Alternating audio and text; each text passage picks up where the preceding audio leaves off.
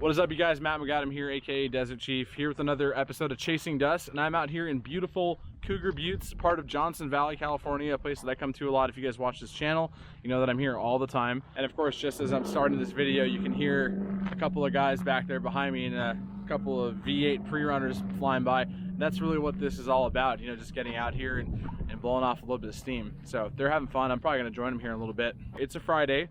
And like most Fridays, whenever I have the time off, I'm out trying to find a campsite somewhere to hang out for the weekend.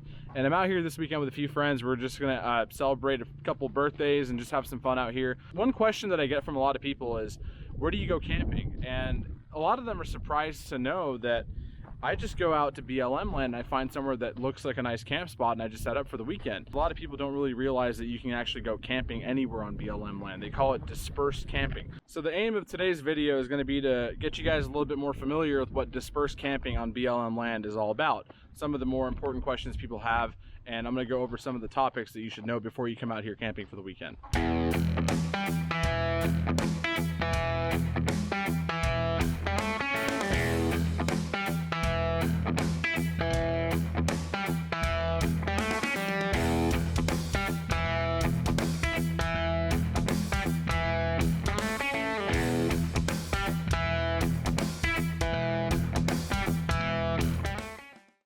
So first things first, what is BLM? It stands for the Bureau of Land Management, and what this bureau does is it actually is in charge of all of the open and unprivatized land in the United States. They actually manage over 250 million acres of land in the United States, and it actually makes up about 1/8 of the entire country's landmass. Now, if you think about that, that's pretty crazy. That's a huge percentage of land that people come out here and use, and that's exactly what we do when we come out here camping and off-roading. Now, of course, BLM land isn't always just BLM land. There's always some privatized sectors of it or military sectors of it that fall within BLM areas, and the boundaries can get a little bit confusing. So one of the main questions that I get a lot is, how do you know if you're on BLM land and if you can camp wherever you're at? There's a few ways you can find out. BLM's website, actually the Bureau of Land Management's website, it's a federal website for the United States. They have a really good map on there that actually is interactive, and you can zoom in on areas in your state or wherever you're headed to make sure that where you want to go is technically BLM, within BLM's boundaries.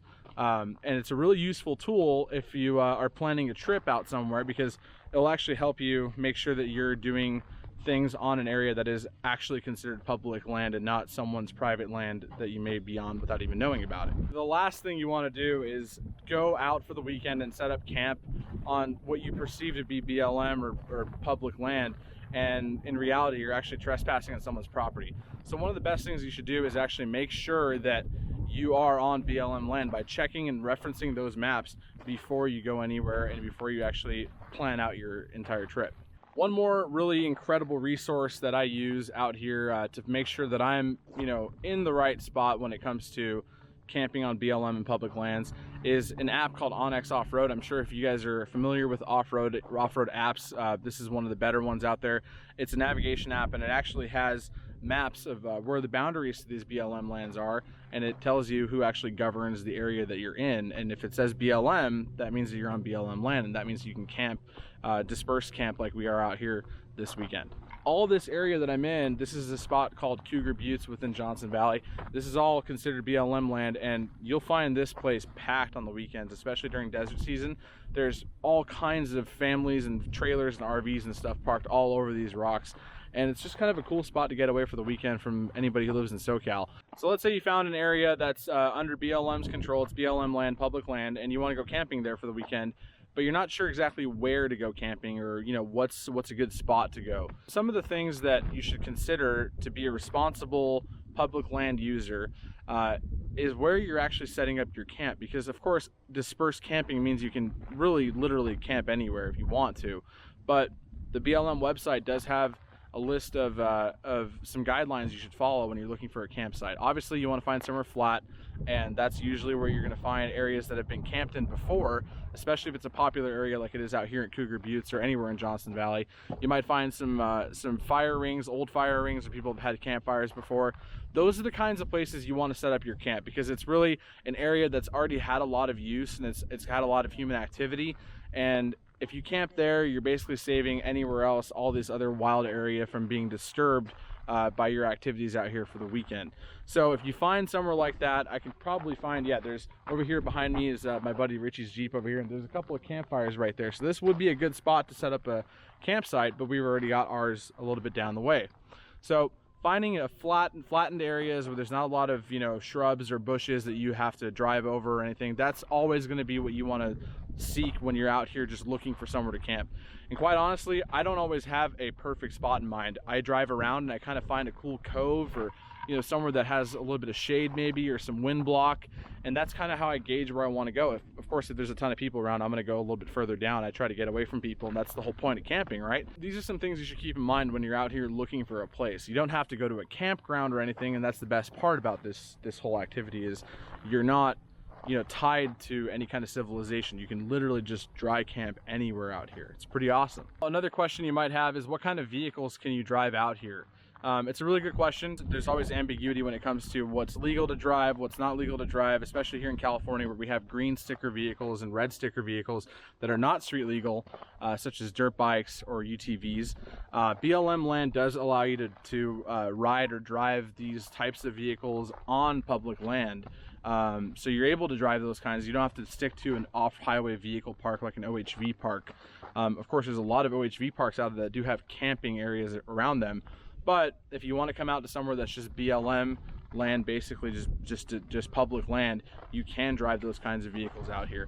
Of course, a street legal vehicle like my own Ranger here is totally fine. A lot of people like to bring all kinds of different camping setups out here, whether it's an RV or a truck camper or a rooftop tent or just ground camping, you know, on a tent on the ground. You see a lot of that out here anywhere that I've been BLM land.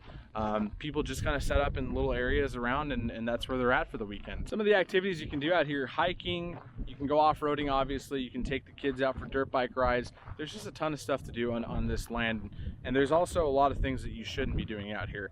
So obviously anything that's illegal you want to refrain from doing, because this is government-owned land that's available for public use, and it's a precious resource. This is one of those things that a lot of people here in the United States might take for granted, but I have some friends who are from out of the country, and they come visit the US, and the concept of actually having public land is not something that they're really, you know, used to or familiar with. In their home country, every square foot of land in their country is either private land, or it belongs to somebody, or it belongs to the government. It's not supposed to be used for recreational purposes. So we're very lucky, especially here in the West, that we have so much open space that we can come out here and explore and hang out and play and, you know, just adventure and get away from the hustle and bustle of city life.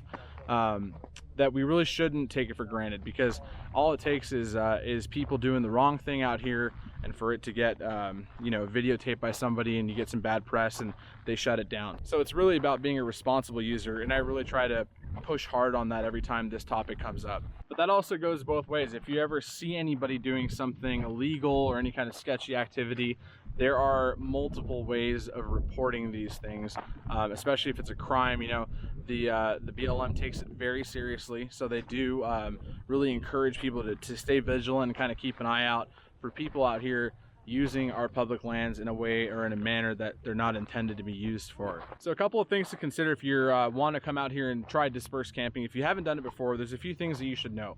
Obviously, there's no bathrooms around here, there's no showers. It's not like a campground where you can just drive over somewhere and wash up for the morning.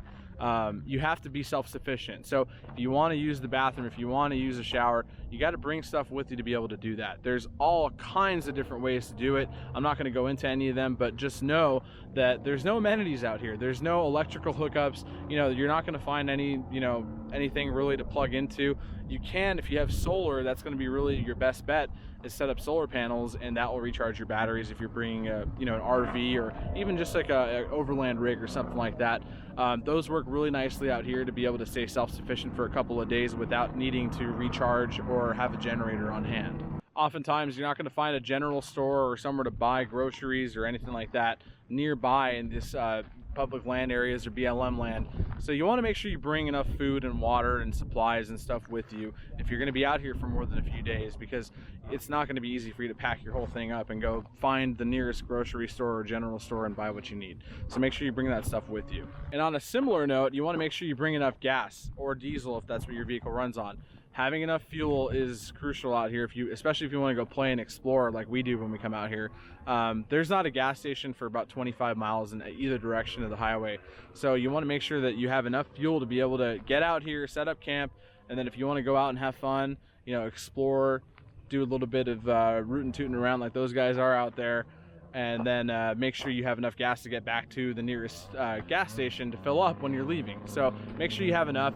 There's obviously all kinds of fuel storage solutions out there for off-road vehicles. Just pick whatever one works best for you and just fill it up. Make sure you have it full before you get out here. If you don't want to carry a bunch of gas cans on you, as a general rule of thumb for me, anytime I go somewhere, I always try to map out the gas station that's closest to wherever I'm going to be staying the night or actually camping at, and I'll stop there and I'll top off the tank full as much as I can before I head off of the pavement and get onto the dirt, because that's going to make sure that I have plenty of fuel so that I can get back to the gas station on the way home. If you plan on having a fire, you want to make sure that that's actually permitted wherever you're camping. That goes with a whole list of other regulations that may be in effect wherever you plan on going out and camping at.